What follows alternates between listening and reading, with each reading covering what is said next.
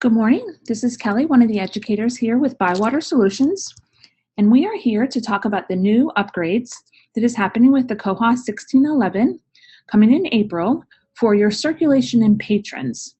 We have a ton of enhancements that I'm going to show you today. Please feel free to use the chat or the question and answer area, and I will get to your question as soon as I can. I have a lot to show you, but I'm happy to answer any questions. What I wanted to show you is, first of all, our 1611 upgrade webinar schedule that is on our website. This goes ahead and shows you what's coming up. We have another week and a half of upgrade webinars, including in our OPAC side. We have nope, actually, maybe this is the last week. I apologize. This is the last week for a few of these. We also have our Circulation and Patron upgrade webinars. We have our Technical Services upgrade webinars. And finally, our Administration Tools upgrade webinars. So if you aren't able to make any of these times for these upcoming webinars, we have been putting them on our website, our recorded ones, so you can feel free to watch those at any time. Something new we're doing this year is for this round of upgrades, we're also adding some town hall sessions. Now with our town hall sessions, we'll be breaking them up into specific types of libraries. So we have an academic school upgrade town hall, we have a public library town hall session, we have a special library town hall session, and finally we have a consortium upgrade town hall session. And this will be a great time to ask any questions or find out what's going to happen specifically for your type of library and have some open dialogue. Once again, all these webinars, or the good parts of the webinars, will be on our website. We had a nice 2-hour What's New webinar you can find on our website, and that gave a good overview of all the enhancements, or the big ones we wanted to talk about. But today we are going to talk about your enhancements that have to do with your circulation and patrons. And once again, we have a lot of those to share today. I did want to show you also that we have a YouTube channel, Bywater Solutions, and on that YouTube channel, you will find lots of little 2 to 5 minute videos on some of these enhancements. So this one is a multi-item hold in Koha, which we'll be talking about today. We also have a PayPal payment video in Koha, and that's led by Kyle, one of the Lord of the Codes is what he's called. So once again, these are not a full hour. These are just the highlights of one enhancement and going step by step. So these are great handy tools to have, and those are available on our YouTube Bywater channel.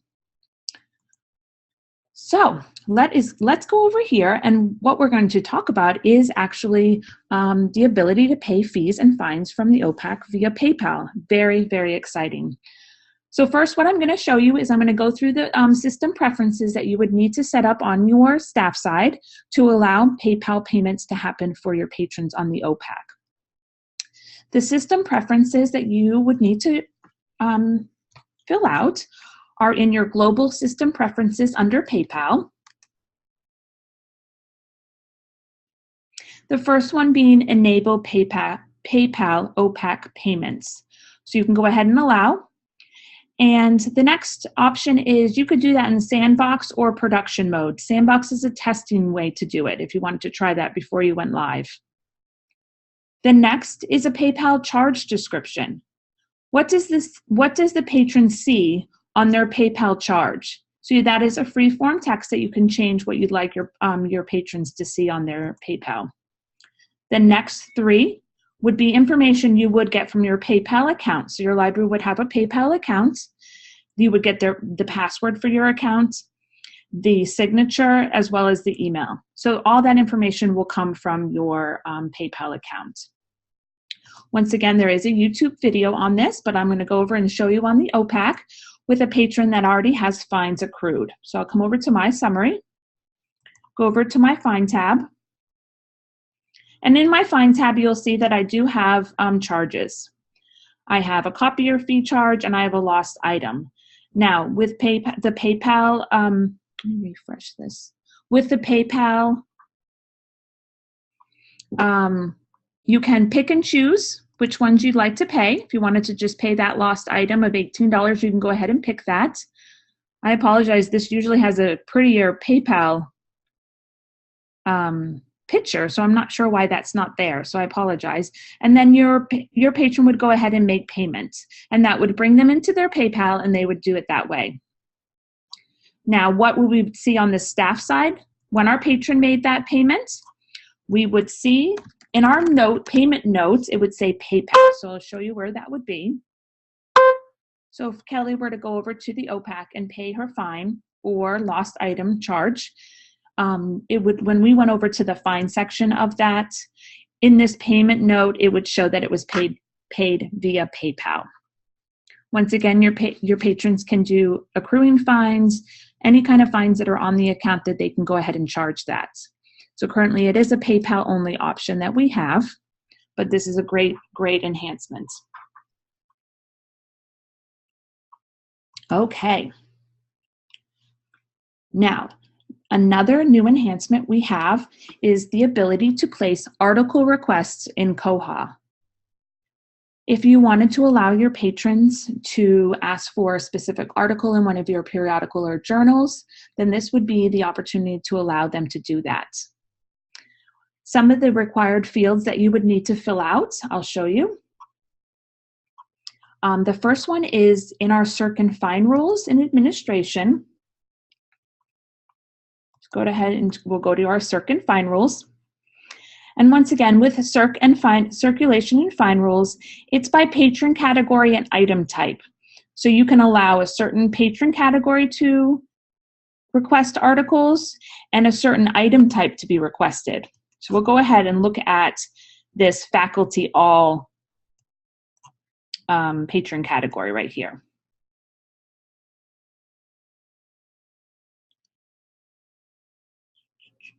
Way over. So here, under this new column, article requests, this is prompted for yes, but let's go ahead and edit and you can see all the options you have.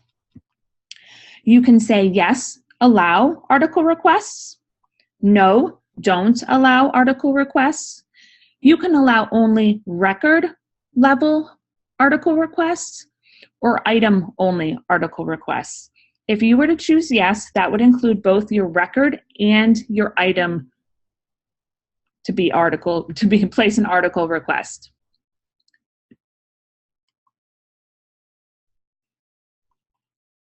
So let's go over here and I'll show you what it looks like on the OPAC, and then we'll look at what it looks like on the staff side.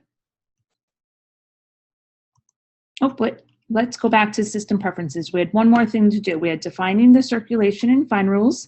Then we also need to do our system preferences. So it's not going to default to that when you have your new upgrade. You would go ahead and put this in. So under global system preferences, there are 4 article request preferences. The first one is article requests. You can enable or don't enable. So this is something if your library doesn't want to do, that's perfectly fine. You can go ahead and don't enable that. The next one is article request mandatory fields. So this would apply to both record or item level. If you were to go ahead and say yes, they're allowed. These are the mandatory fields that you're asking your patron to fill out if they were to make an article request. Now, if you only were allowing item level article requests, then these are the fields that you would ask for your patrons to fill out, and these would be the mandatory fields. If you were going to only allow record level, once again, this would be any of the mandatory that you required from your patrons. So you have your Circ and Fine rules and you have your circulation preferences to set up, and then we'll go over to the OPAC.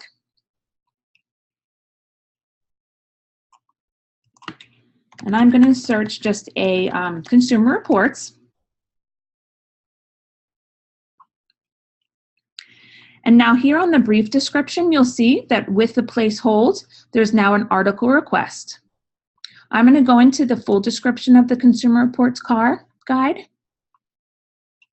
And then here on the right, there's that request article link as well. So this allows your patrons to go ahead and request an article. So I'll do that.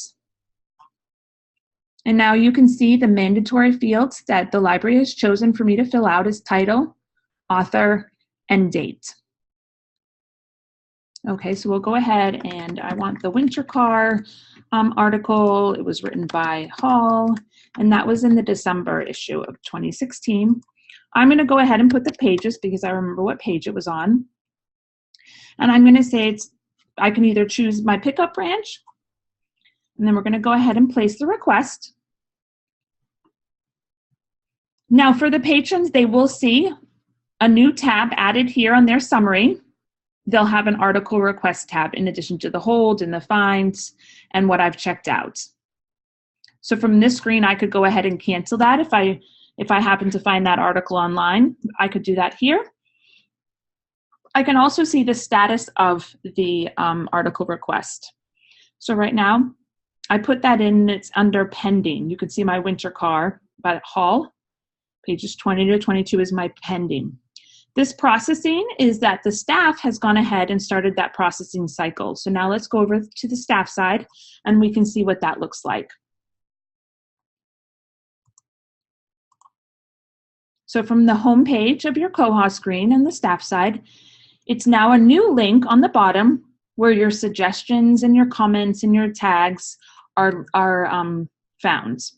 Now, once again, these would only show up if your library was allowing for tags to be added, for comments to be added. So this would be here with the article request. I'm going to go ahead and click the article request. And I know this was at the West branch, so I'm going to update that. Now I can see the article is in pending, the title of the article, the title of the magazine, the title of the article, the patron that put in the article request, and the date that it was placed.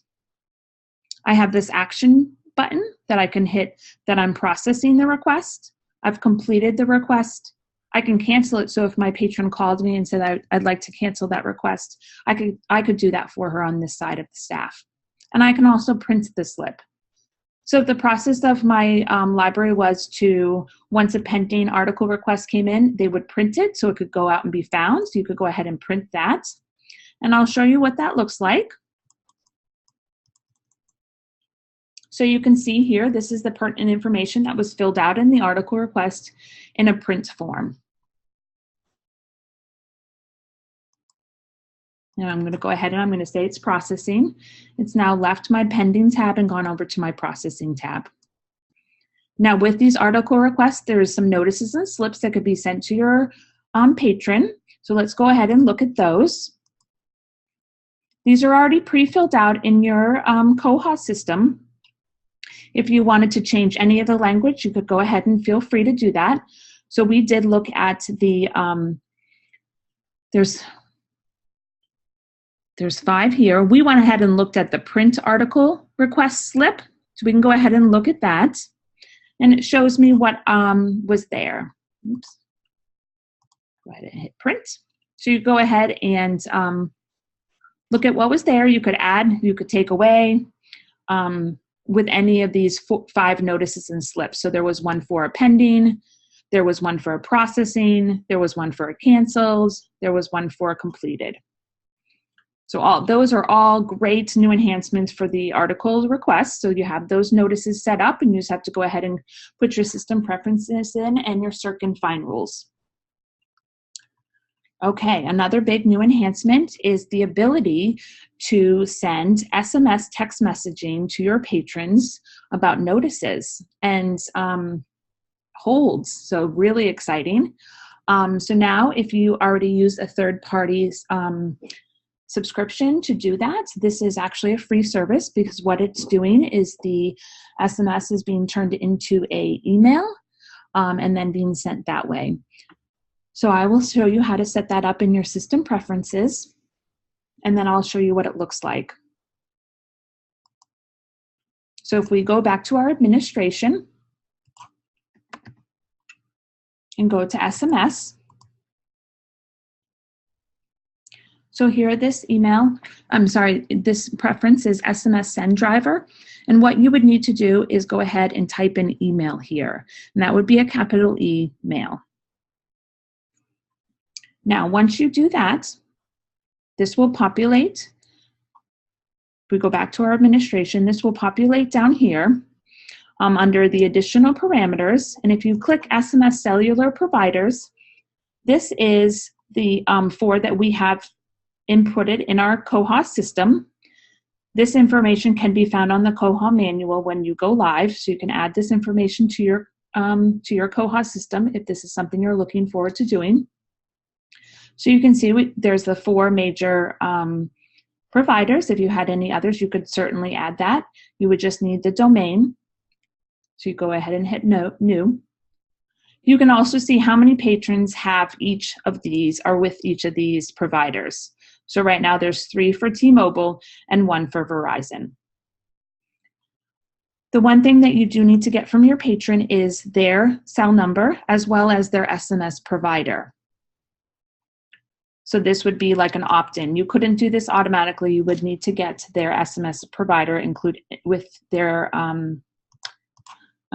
cell number. So we'll go ahead and look at a patron.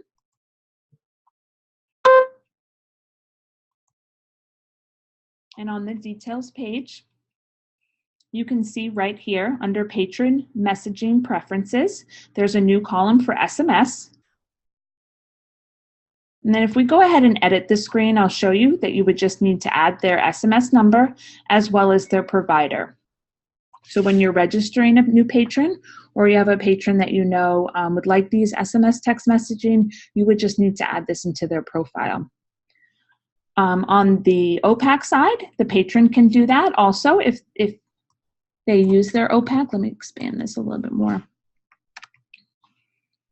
And that would be under, on the OPAC, their summary under their messaging, your messaging. So right here, they could go ahead and enter their SMS number as well as their provider. And then go ahead and say, yes, I definitely want that advance due notice and that hold filled. And they would go ahead and submit those changes.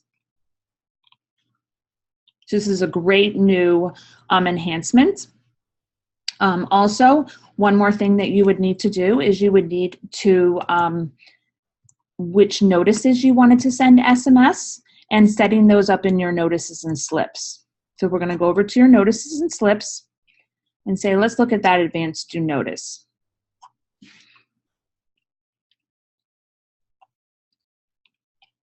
So advance due notice of item. And now there's a new SMS, and you can go ahead and insert any of that information in here. You can also see now here there's the message body that says how many characters. So remember, this is a text message, so you want to be aware of the number of characters that is showing there. And it looks like somebody is sending the chat, so hold on one second. I have a question. Is there a way to use Twilio for SMS instead of using SMS providers that we may not know? That way we can get feedback from the third party of successful texting through the gateway, as we have had issues in the past of just being sent into either. I'm not sure. I'm not familiar with Twilio. I can certainly do some research, but I'm not sure what that is. So I will make a note of that, Thomas.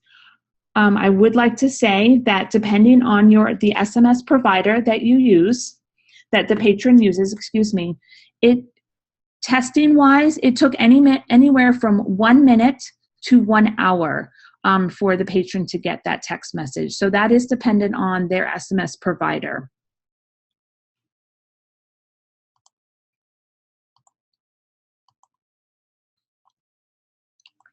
Okay, and then I had another question.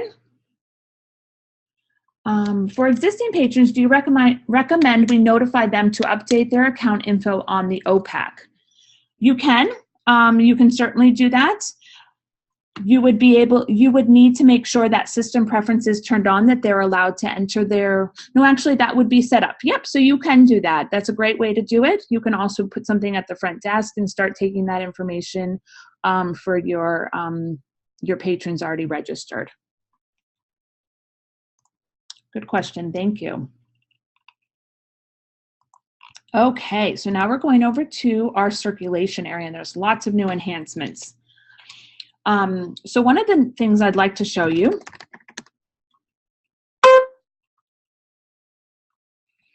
is there is the option to create a hold request when we check out an item that the item is already on loan. So for whatever reason, say I checked out a book at the front desk and then I went into the periodical room to look at some magazines and then I left it there. And then somebody else found my book and said, oh, I'd like to read this, and brings it to the desk to check it out. So it's still checked out to me, and now somebody else is looking to check it out. So let's go ahead and show you what that looks like. There's a new little pop-up that we get.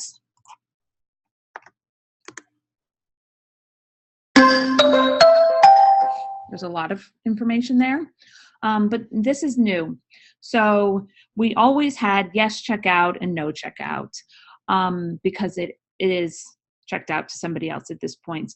But now we have this new option. Would you like to cancel the checkout and place a hold for the person that's trying to check it out? So this is a new enhancement. So that's great. So let's go ahead and see what that looks like. So we're going to cancel the hold and place it on hold. Cancel the checkout and place it on hold. So we're going to go ahead and do that.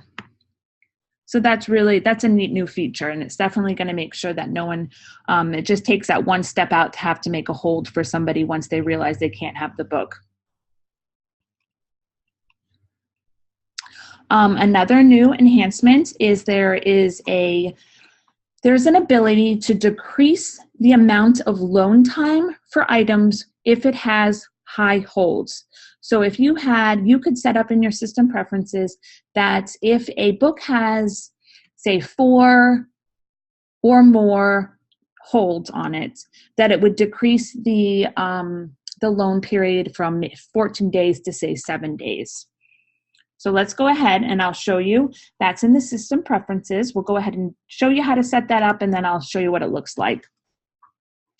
So if we go into our system preferences, we're going to say decrease loan. Decrease loan high holds.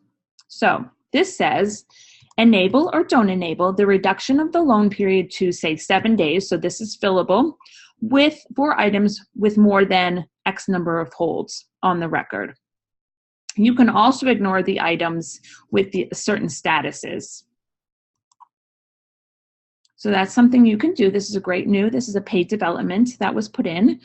So let's show you what that looks like. So we have, Philip is going to check out a book, and he normally has 21 days, but we set it up that he's going to only get 7 days for this item. So I'll show you what that would look like.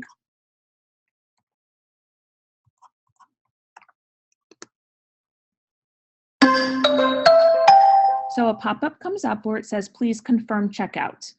The high demand item. This is a high demand item. So the loan period has shortened to 7 days. And it does give me the option to check it out anyways, or to allow me to don't decrease the loan length based on holds. So if I said yes, he would have it for 7 days. If I said no, he wouldn't check it out. And if I clicked here, then it wouldn't give it to him for only 7 days. It would be that normal amount of time for that item type. So that's a great new enhancement that you can put into effect onto your system. Another new enhancement is there is a restriction of checkouts based on fines of your guarantee. So if your guarantee had fines on their accounts and the guarantor came to check out, then there is a pop-up that will show. Let me see if this question, I can answer this. I assume that if a user uses the self-checkout, there would not be a message about decreased hold time. I'm not sure. I would hope so, or it would show them the new due dates. I can certainly find out for you, Benjamin. That's a great question. So I'm not sure if on a self-checkout there would be a message about decreased hold time, so I'll find out for you.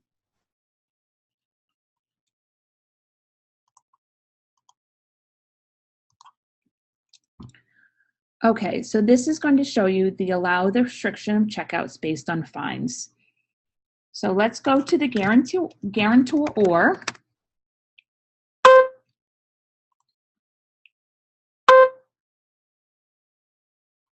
First of all, I'd like to point out that here in the attention side, it does say that I have outstanding fees and charges, as well as my guarantees has, they owe money as well. So I'm going to go ahead and check out something to myself, and I'm going to show you what it says. So if your staff didn't see this and allowed Kelly to go ahead and check out, it would show a pop-up that the patron, I have money, as well as my guarantees have money as well, and it gives the staff a choice of whether to check out or not check out. Now this is a system preference that you can choose what the cost is that would be alerted. So I'll go ahead and show you where that is in system preferences. That's under no issue charge guarantee. So I'm just going to put no issue. So this right here, no issue charge guarantees, prevent a patron from checking out if the patron has guarantees owing in total more than, and then you would fill out that amount. So that's a great new enhancement to allow that linking to happen for your patrons. Okay. Another new enhancement is the ability to show the serial enumeration on the patron's checkout summary. So both on the OPAC and in this staff client, you would be able to see what number volume that patron has checked out, if in fact the item had that serial enumeration on the item record. So I believe I have an item that has a serial enumeration, so I'll show you what that would look like. So right here, the end, it says that it's number 13.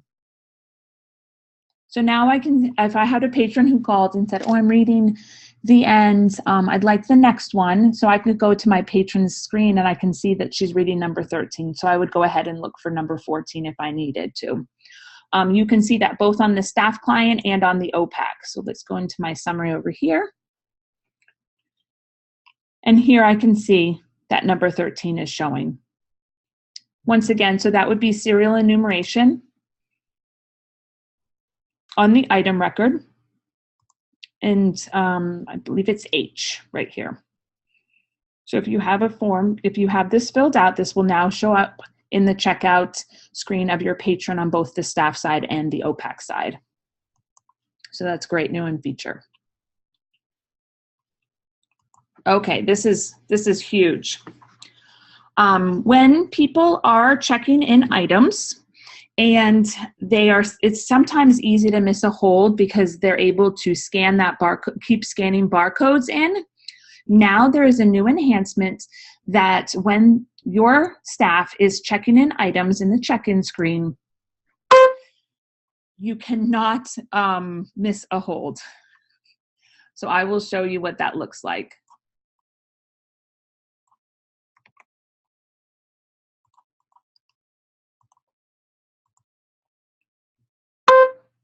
Oh, I guess I won't. Hold on. Okay, let me go ahead and let's put a hold on this.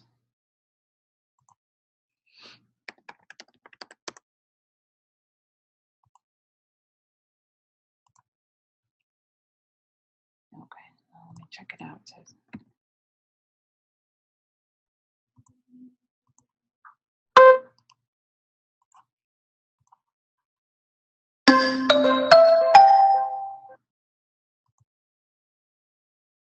Okay. I thought I had one all set up for us. Okay. So now you can see that I can't keep scanning in because there's a pop-up that has hidden the check-in screen. So I can't even, I'm going ahead and trying to click this check-in behind this, and I cannot do it. So it's making me, the staff member, to confirm the hold here. I mean, I can hit ignore, but this is really not letting me scan another barcode in. So this is a huge new enhancement that is going to help a lot of libraries, I believe. Once I confirm it, then the cursor goes back into the check-in barcode screen. You can see it flashing, so that's good. I can continue going. It doesn't pull me out of this this workflow. It's just making me kind of more aware of the hold than it previously was. A new enhancement also, here we're on the check-in screen, is that if you wanted, you could add this date acquired on as a column in your check-in screen. Something you may or may not want to have, but that's a possibility now. And that is found in the administration. I'll show you how to go there. In your administration, there's something called configure columns.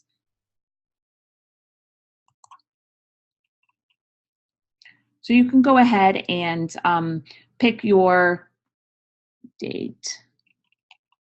data session here. So you could go and hide any of these. So if I wanted to hide that, I could go ahead and hide that, but I'm having that save. So all these items are available to be hidden or not hidden, and that's a new column that's been added. So that's a new enhancement. We'll talk about some hold enhancements. So now there is a new enhancement that allows the ability to place multiple items on hold on a given record. So all those libraries that have those television series for one record with all the discs included, and prior to this enhancement, patrons could only put one item on hold at a time, and now this is allowing you to place multiple items on hold one record. Now this is something you would need to set up in your circulation and find rules, so we'll go over there.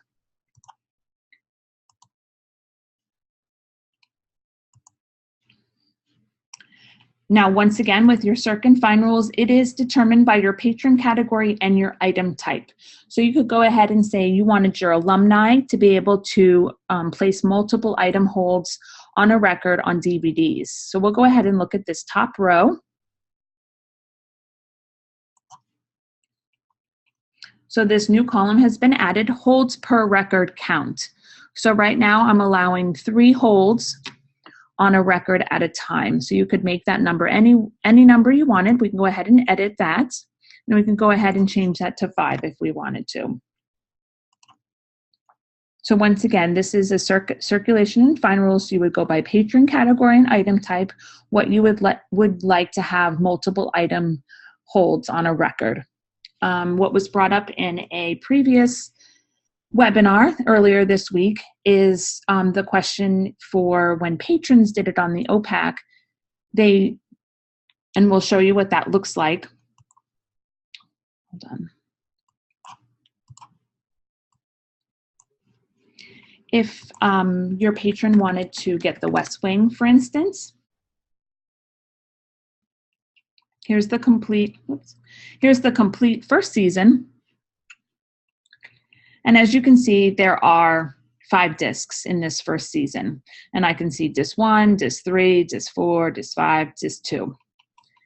If I went ahead and placed a hold, and there's this option to see more options, I can say the next available, or I can say a specific item. So I can go ahead and choose disc 3 because that's where I left off, and then I'd like disc 4 as well. Now to do specific items, you would have to go ahead and say, I want disc 3, confirm this hold, and then do disc 4 and confirm that hold. You can't do multiple holds on at one time. Unfortunately, if a patron had already went ahead and put the West Wing on hold, but it defaulted to next available item, which it would do if you didn't say see more options, you then can't put a specific item on hold. So that is just a little bit of a learning curve for your patrons. But once again, this is a great new enhancement that allows your patrons to go ahead and put multiple items on hold from one record. And so that is something on the circ and find rules, and I'll show you on the staff client how that works as well.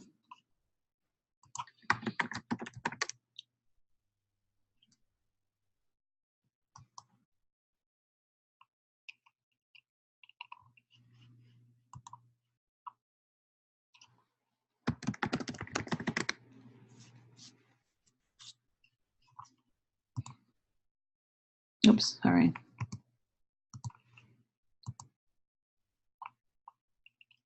So I go ahead and place, let's go with disc 2.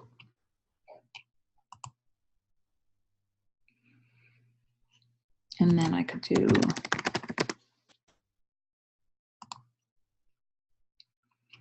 and I wanted DIS 3. Now it does say it's already on hold for me, but there, and DIS 3, I want DIS 2 and DIS 3. So now I'm allowed to have multiple item holds on a given record. So that's huge.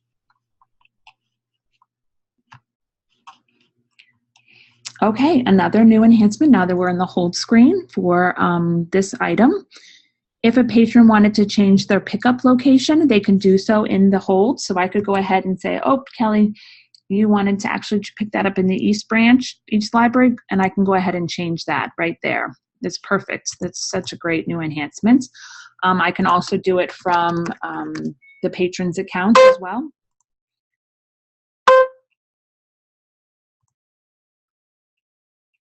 So I can go ahead and pick any of those branches that they want to pick from. Another new enhancement from this hold screen is that I can suspend the hold from here. Previous to this enhancement, I couldn't do it from this screen. I'd have to go into the actual item, I believe, and go ahead and do that. So now I can do that right from this, this holds tab on my patron's account. So the suspend is new, and also the pickup location can be changed. While we're here, let's go over some of the new enhancements on the actual patron screen. You can see there's a new button that says change password. So I could go ahead and click this as a staff member, and I could go ahead and change their password right from here instead of going through that big long detail screen. So that's a new enhancement. Another new enhancement is this add message. And I could go ahead and add a message for the staff or the OPAC, and I could go fill that in.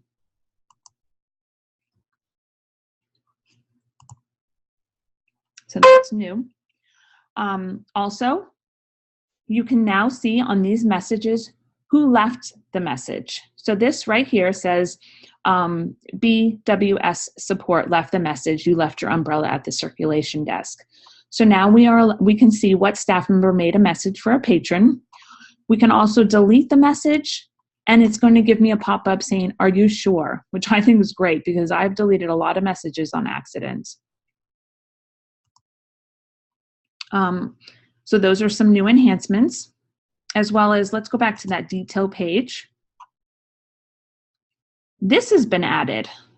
So now you can see the fees and charges on that detail screen, and you can go right to make a payment or pay all fines right from here.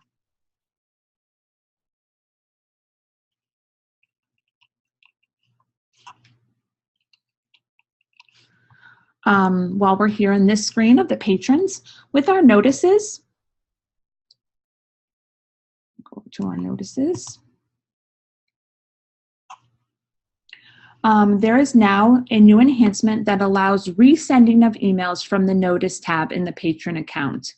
So if this email did not get sent out for whatever reason, there would be a new column that was added that said resend.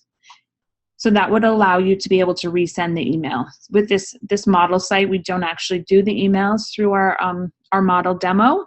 But if this was a live site and the email did not go through for some reason, you could resend it right from this.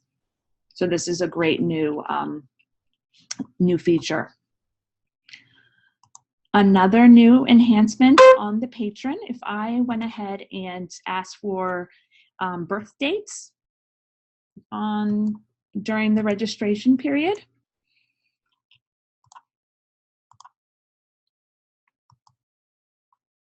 and I picked, let's say my birthday was February 14th.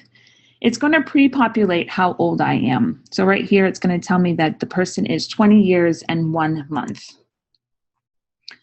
So that's a new enhancement that will allow you to see the age of the person if you wanted. So we can go over to details, and that will tell me here as well. I'm not sure if that's a good feature or not for some people, but there you have it. Another new enhancement, when you go ahead and you can now search by surname on the search fields. So I'll give you an example that we have we'll search the patrons. We have John Doe. Now it looks like we have two John Does. We have John with the last name Doe, and we have Doe with the last name John. So now with this new filter search with the surname, I can go ahead and say I want the patron with the last name Doe. We go ahead and search, and that one will come right up. So that's a new filtering with the patron's last name. Another patron enhancement is that we have this new quick add feature next to the new patron. So if you were to go ahead and hit quick add, you could go ahead and pick, I'm going to quick add a lawyer. We've all been in that situation where there's lots of people in line and we need to get this person into the system, and then we can go later back and enter more information. And you can go ahead and fill out the required information really quick.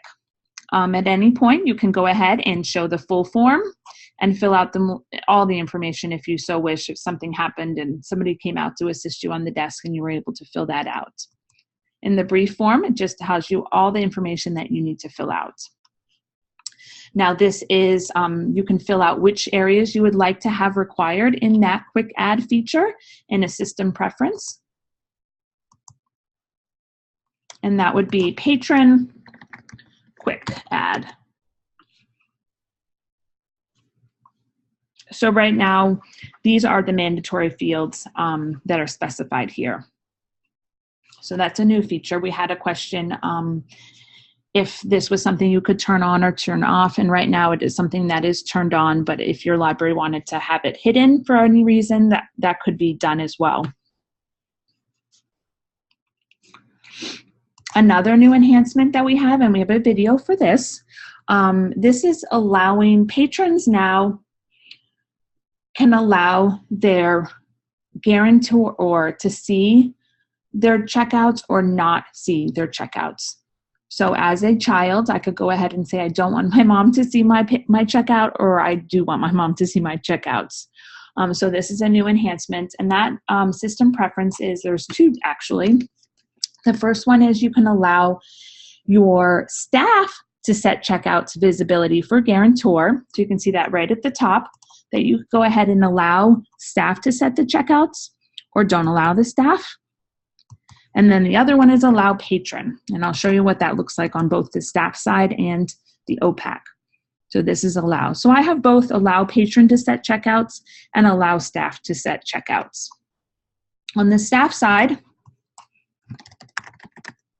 I'm going to go to the child.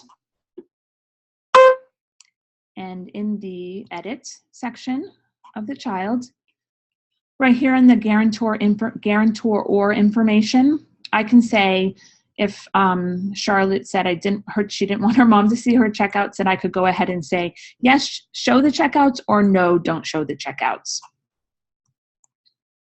And so that would be allowing your staff to do that. And that shows up in details right here, show checkouts to guarantor or, for your staff to see.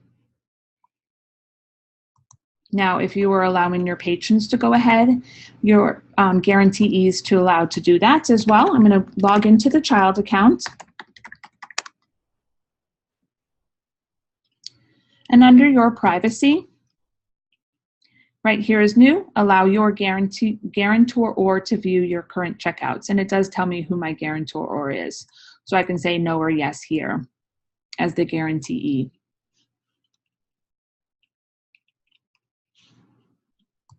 So that's a new enhancement.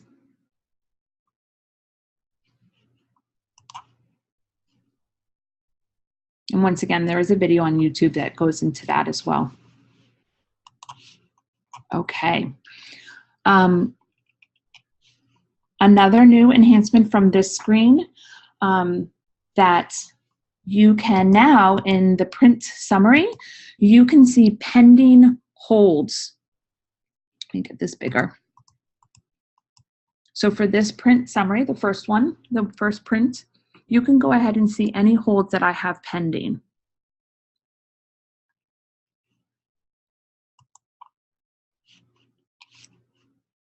Let's see, I think there's a new option. I just have to find if I have a phone number. So if a patron has a phone number, that phone number is now clickable on your screen, and depending on how you have it set up, I'm on a Mac. So if I click that, it would say, do you want to open FaceTime? So I can go ahead and click for FaceTime my patron if I wanted to. Something fun, if you so wished. Okay. Now we have a new tool, the ability to delete patrons in the batch patron deletion tool. So if I were to make a list of patrons for whatever reason, and I wanted to delete that list of patrons, I can go ahead and do that. So that's under Tools, Batch Patron Deletion.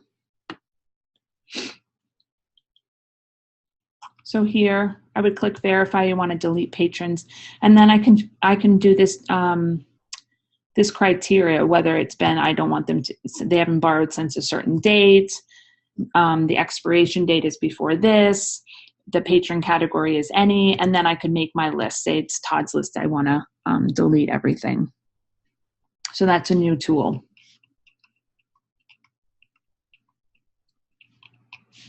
Okay. Another new enhancement is it's a little revision in our on-shelf holds. So if we go over to our circulation and find rules again, there is now a new option on the on-shelf holds allowed, and we'll go ahead and show that to you. It's way over here. So this always has been here, the on-shelf holds, and it was a yes or no question. So now, instead of a yes or no question, we got a little bit more specific, and we said, yes, on-shelf holds are allowed. On-shelf holds are allowed if any are unavailable, or on-shelf holds are allowed if all are unavailable. So the one thing that has been added is if any are unavailable. The if all unavailable was pretty much the no before. So that has been revised slightly. So now this would be a yes or no question. So now we would say that yes, you can change this, that if any are unavailable, you can go ahead and say a shelf hold. Or if all are unavailable, or yes, of course, they can do an on-shelf hold. So that's here in the circulation rules. And I did have a question, so hold on, let me pull that up.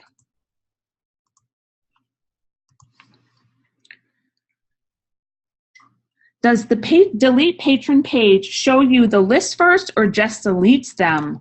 Ooh, let's see. Good question. Go back over to Tools.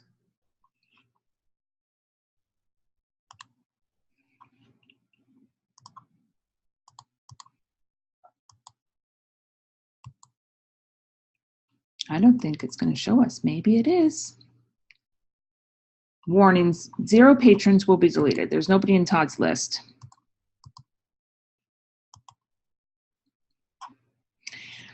It does not show them to me. It just tells me how many.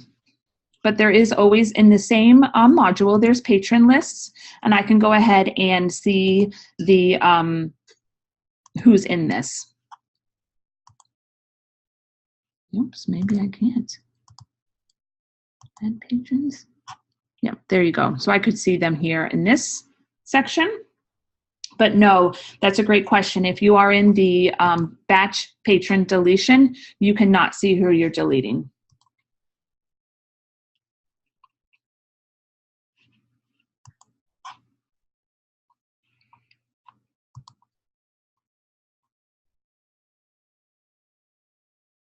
That works for list, but possibly not the expiration date.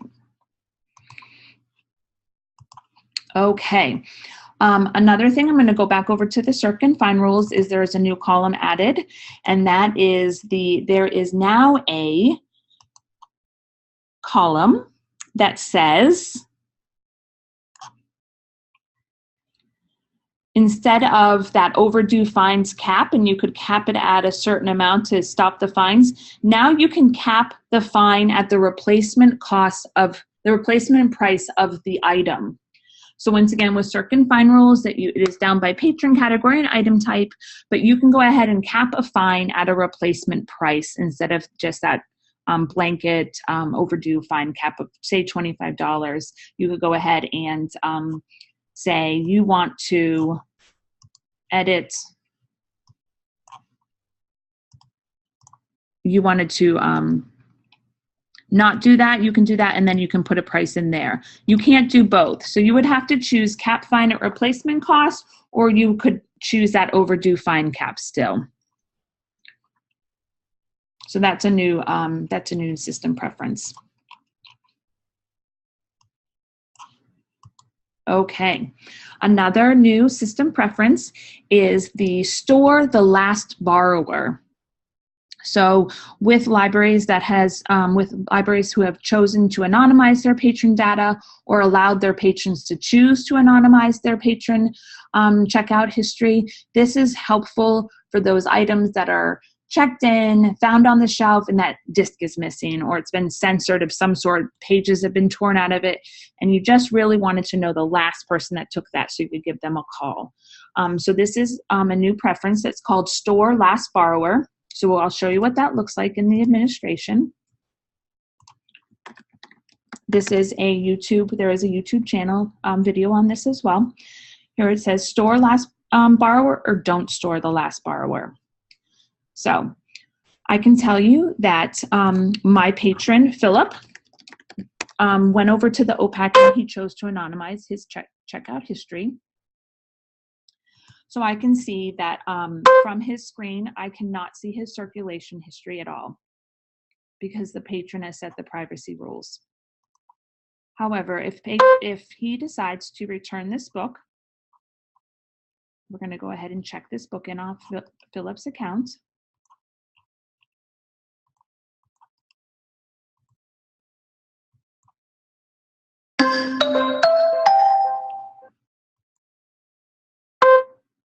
And then we go to check it out to the person that it's on hold for.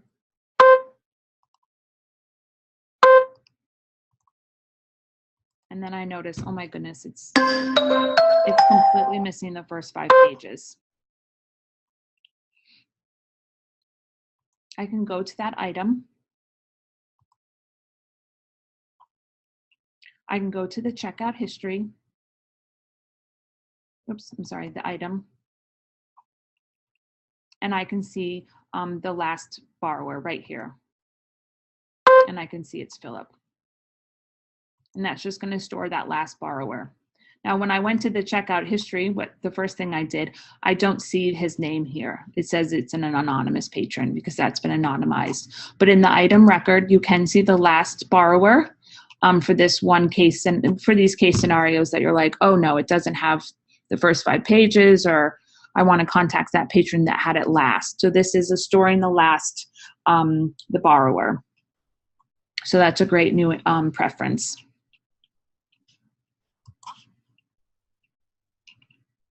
Okay, just a few more. There's now a system preference that allows your patrons to choose their own password on self-registration. So if your library allows patrons to self-register on your OPAC, you can actually allow them to create their own password. Go ahead and log out. And right here, you go ahead and register, and that would allow your patrons to choose their own password here at the bottom. Before, it would assign a password, and the passwords were like a million numbers and letters, uppercase and lowercase, and now this is allowing your patrons to go ahead and pick their own password. So that's a great new preference, and that is set up through your system preferences. And you would just go ahead and add that password to the patron self-registration. Let's do this.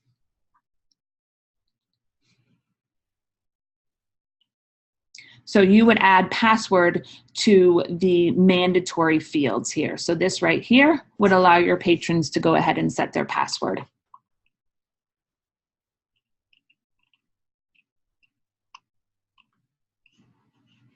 What did I tell you? There's a lot of new enhancements with this, isn't there?